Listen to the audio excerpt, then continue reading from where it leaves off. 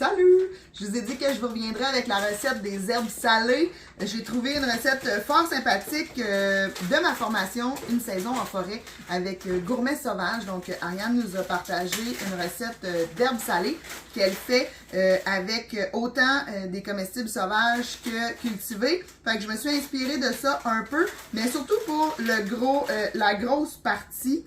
En fait, j'ai utilisé pas mal tout ce qu'il y avait dans le panier. Donc, les chiffres, c'est ultra simple. Une part de racines. Donc, dans le cas ici, ça a été rabiole, carotte. Une part d'aromatique. Donc, là-dedans, j'ai mis oseille, j'ai mis origan, persil plat, j'ai mis ail, ciboulette, oignon, j'ai mis feuilles de fenouil. En fait, tout ce qui est plus aromatique va dans ce bol-là. Donc, une part de racine, une part d'aromatique pour 2 parts de feuillage plutôt neutre. Donc, quelque chose qui goûtera pas super gros. Donc, là-dedans, j'ai soigné du kale, j'ai soigné les feuilles de rabiole, les feuilles de carotte, de la bêta-carbe, de l'oseille, puis je vais mettre de l'ortie, c'est pour ça que je la tiens comme ça. Je vais soigner ça dans mon blender. Je me fais un petit clean-up de tout ça, puis je vous reviens. Donc, un coup haché, je vous ai sauvé le petit hachage de tous les plats. Ça ressemble à ça.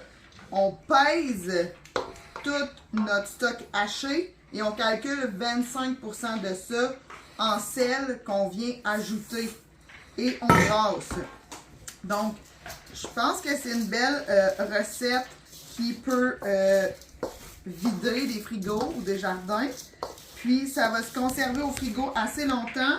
Puis, si vous en faites une grosse batch comme ça, vous pouvez aussi les stériliser.